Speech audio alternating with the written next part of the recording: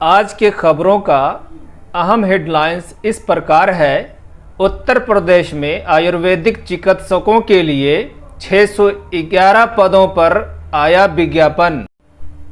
RRIUM Chennai भी हुआ NABH। NMC ने नीट यूजी एवं पीजी में 50% सीट पर प्राइवेट मेडिकल कॉलेज में सरकारी फीस किया लागू। RRIUM बॉम्बे में प्रोग्राम असिस्टेंट के पोस्ट पर मिलेंगे मात्र 25,000 रुपया महीना। सर्वोच्च न्यायालय ने बिहार के 3270 आयुष चिकित्सकों की बहाली का रास्ता किया साफ। तिब्बी कॉलेज पटना में छात्रों सहित प्राचार्य ने लहराया तिरंगा।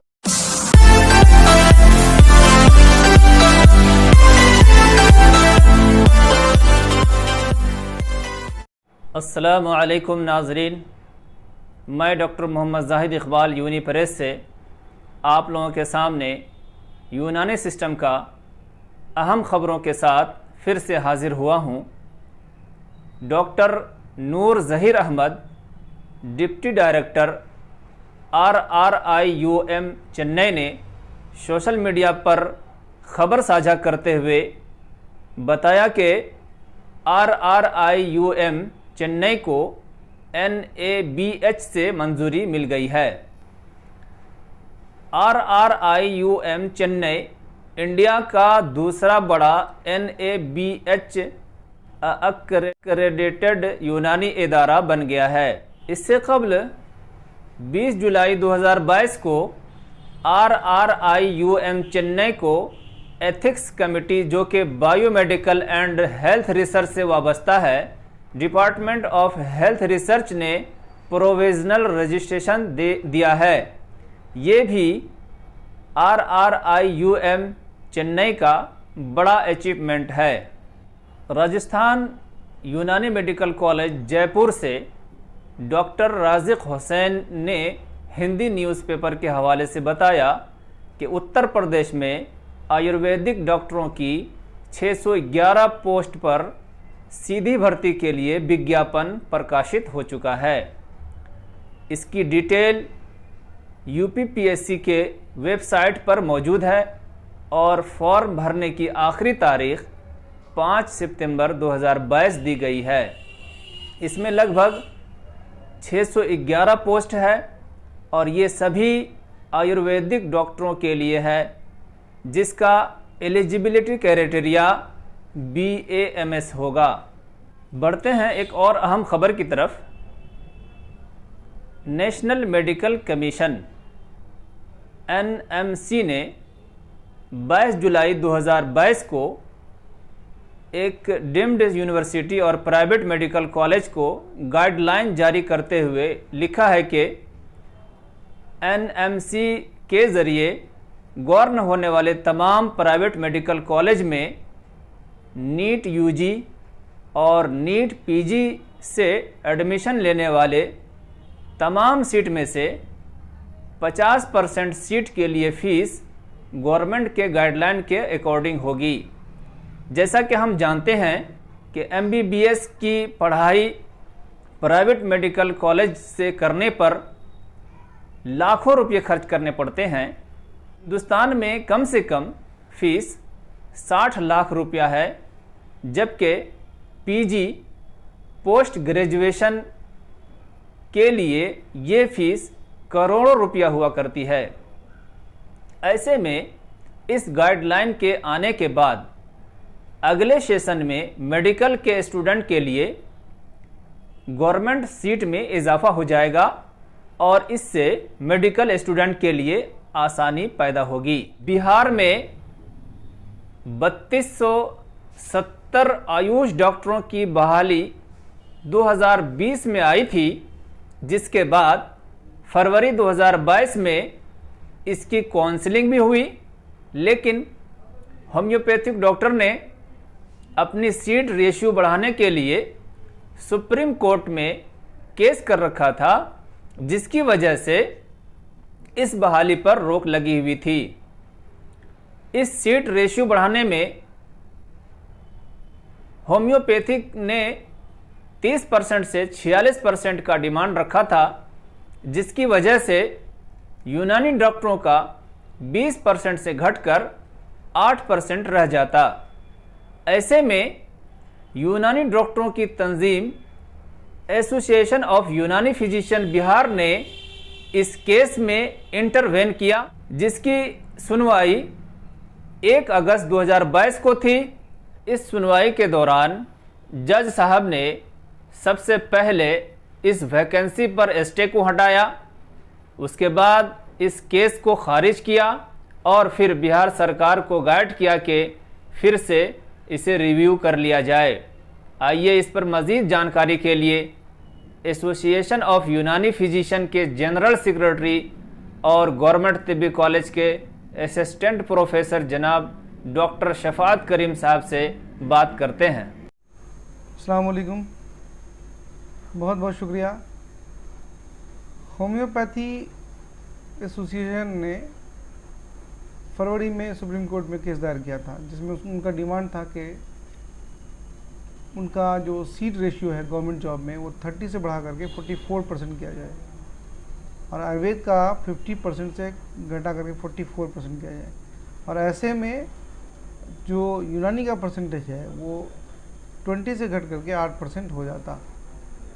तो ये एक बड़ा लॉस होता अगर खुदा न खास्ते इस तरह का डिसीजन कोई सुप्रीम कोर्ट से आ जाता। तो ऐसी सूरत में जब एसोसिएशन ऑफ यूनानी फिजिशियन को इस बात की खबर लगी तो फिर हम लोगों ने मीटिंग अरेंज करी, फिर उसके ख़िलाफ़ जो इंटरवेन किया और इंटरवेन के बाद 1 अगस्त को सुनवाई थी, जिसमें हम लोग भी शामिल हुए।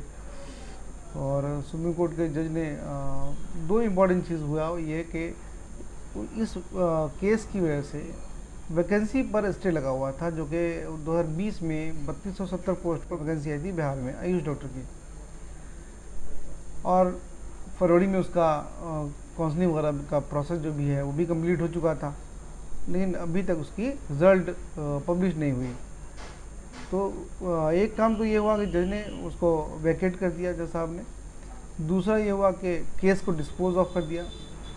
तीसरी जो जजमेंट में बात आई है वो ये कि सरकार को उन्होंने गाइडलाइन दिया कि कोई प्रॉपर रीज़न दे करके आप जो 50-30-20 का रेशियो है उसको रीडिसाइड कीजिए, रिव्यू कीजिए। तो इसको मैं बहुत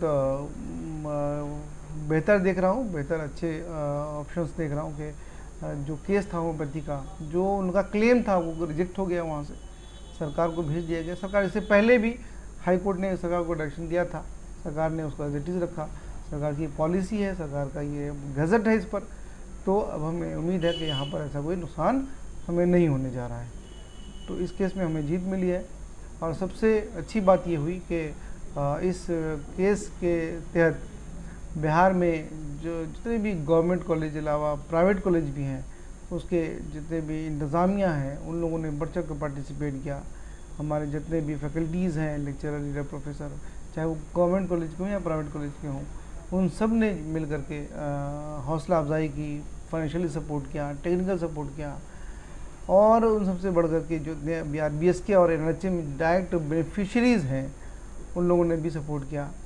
और मैं उनका सबसे ज़्यादा शुक्रिया अदा करता हूँ स्टूडेंट का, कि जिन्होंने मतलब कि खुद अपने इंटरेस्ट से, हालांकि उनका अभी कोई बहुत बड़ा फ़ायदा नहीं है, बट उन्होंने अपने इंटरेस्ट से इस मसले को मतलब कि अपने प्लेटफॉर्म पर, यानी स्टूडेंट के प्लेटफॉर्म पर बार बार उठाया और उसको मतलब कि लोगों के दरमियान, लड़कों के दरमियान एक माहौल बनाया कि भाई ये जो मामला है उसके ख़िलाफ़ लड़ना चाहिए।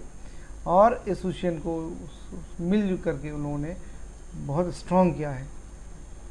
तो जितने भी इसके चाहे एग्जीक्यूटिव के मेंबर हों, चाहे वो कोर के मेंबर हों, चाहे वो मतलब के अलग अलग स्ट्रीम से हों, उन सब का तहे दिल से शुक्रिया।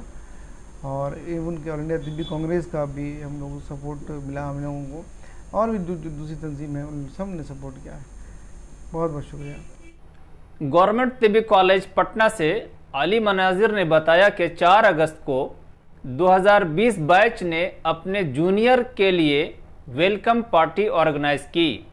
इस प्रोग्राम में कॉलेज के सरपरस्त प्रोफेसर तबरेज़ अख्तर सारी साहब, प्रोफेसर गयासुद्दीन साहब, डॉक्टर हामिद हुसैन साहब के अलावा तमाम असातिज़ा किराम मौजूद थे। प्रिंसिपल और वाइस प्रिंसिपल साहब ने बच्चों के साथ तिरंगा लहराया।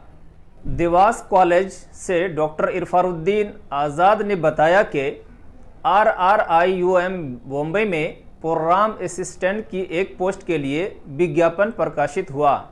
इस पोस्ट के लिए एसेंशियल क्वालिफिकेशन BMS था, जबकि तनख्वाह सिर्फ 25,000 रुपया माहाना था।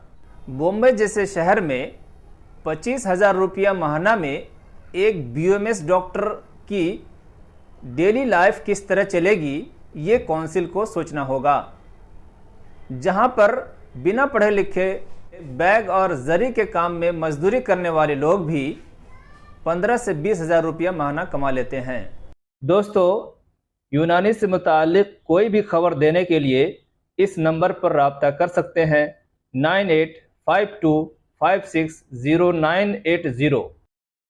ऐसे ही यूनानी से मुताल्लिक़ खबरों को देखने के लिए वीडियो को लाइक कीजिए, ज़्यादा से ज़्यादा लोगों तक शेयर कीजिए और इस चैनल को सब्सक्राइब कीजिए।